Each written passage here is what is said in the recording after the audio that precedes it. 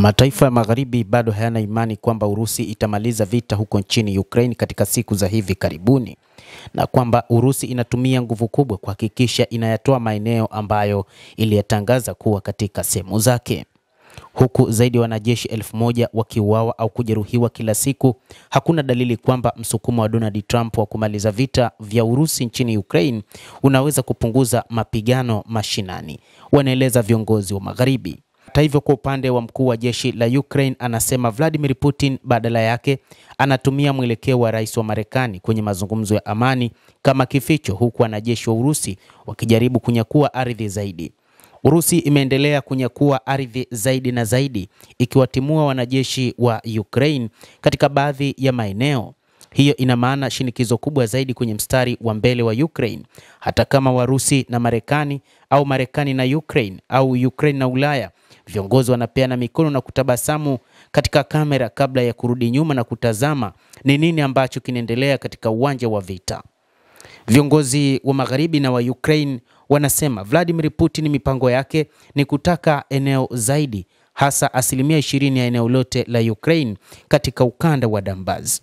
Kukosekana kwa viashiria vyovyote ambavyo Kremlin inatazamia kupunguza kasi ya mitambo yake ya kijeshi pia kunafanya hatari ya vita kuenea zaidi ya mipaka ya Ukraine na kuzidi uwezekano.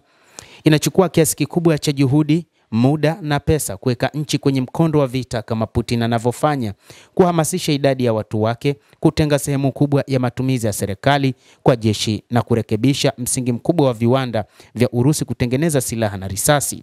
Hata hivyo, hadi wakati huu inaonekana rais wa Ukraine hayupo tayari kuona hilo. Viongozi wa Ukraine, hasa Rais Volodymyr Zelensky pamoja na majeshi yake, hawapo tayari kuipoteza ardhi ya Ukraine, na ndio maana wanapambana kila kukicha kuomba fedha na silaha kutoka katika mataifa magharibi kuweza kuipambania ardhi yao, huku wakiomba mataifa hayo ya magharibi waweke vikwazo na mashinikizo zaidi kwa Urusi ili tu iachane na mpango wake wa vita.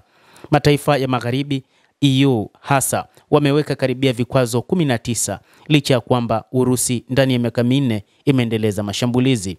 Mataifa magharibi yalipeleka hata baadhi ya wanajeshi pamoja na silaha walizozita ni silaha hatari, lakini bado Urusi imeendeleza mashambulizi yake. Mapigano hayawezi kukoma, lakini ni namna ambavyo Marekani pamoja na watu wa magharibi wataungana pamoja katika kuishinikiza Urusi. Lakini wakati huu inaonekana Marekani haipo pamoja na mataifa ya magharibi, na kila mmoja wakati huu amekuwa akitetea namna anavyojua. Marekani mipango yake ni kuona vita hivyo vinaisha, na rais wa Marekani Bwana Donald Trump anataka kupata tuzo ya Nobel kuonekana ametatua mizozo mingi ulimwenguni, na mzozo mkubwa zaidi ambao umewashinda wengi ni huu wa Ukraine, na sasa nguvu kubwa ameiwekeza kwa ajili ya kumaliza mzozo huo. Mara nyingi amekuwa akielezea namna anavyokatishwa tamaa na Rais Putin na hata Volodymyr Zelensky, na siku ya Jumatatu alitangaza hadharani kwamba Volodymyr Zelensky amekuwa ni kiongozi asiyekubaliana na kumaliza vita hivyo, na amemkatisha tamaa kabisa baada ya kusema kwamba hakusoma vizuri mkataba wenye hoja 20 wakati huu, na ameeleza wazi akiwa na viongozi wa Ufaransa, Uingereza na Ujerumani huko London kwamba yote yatawezekana isipokuwa suala la kuachia ardhi halitowezekana. Kutokuwepo kwa maandalizi yoyote ya Moscow kupunguza kasi ya operesheni zake za kijeshi nchini Ukraine, ambapo ina zaidi ya wanajeshi 710,000 waliotumwa kwenye mstari wa mbele katika maili zaidi ya 780, ni kiashiria kwamba Putin anatarajia vita sio kidogo.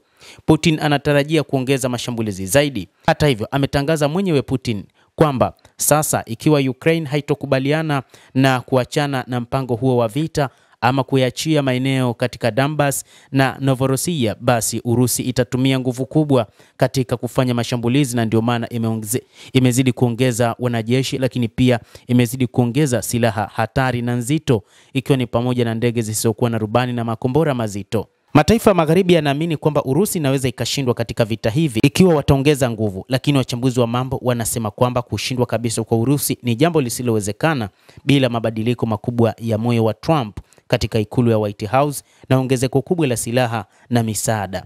Matokeo bora zaidi kwa Ukraine yatakuwa suluhu ambayo inalenga kuleta usawa kati ya pande zinazozozana na malengo yao yanayokinzana. Hili linaweza kufanywa kwa kusitisha mapigano kwenye njia ya mawasiliano ya sasa kabla ya mazungumzo ya amani yatakayofanyika, huku mamlaka ya Ukraine ikiungwa mkono na dhamana thabiti za usalama kutoka Ulaya na Marekani.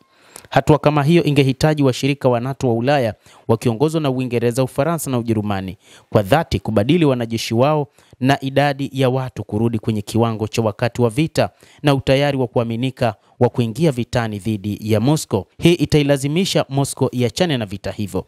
Lakini hofu imekuwa ni kubwa mno. Moscow imeandaa makombora ya aina tofauti kwamba taifa lolote litakapoamua kuingia vitani na Moscow, basi Moscow itaishambulia kwa makombora hayo. Yapo yale ya Oreshnik na aina zingine za makombora zilizozinduliwa siku za hivi karibuni ambayo ni hatari, na hii ndio hofu ya watu wa magharibi dhidi ya Urusi, na vita hivi vinatajwa kwamba ikiwa vitatokea vitakuwa ni vya tatu vya ulimwengu. Mtazamaji, endelea kutufuatilia, lakini usisahau kulike, kucomment na kusubscribe channel yetu hii. Mimi ni Adam Hussein.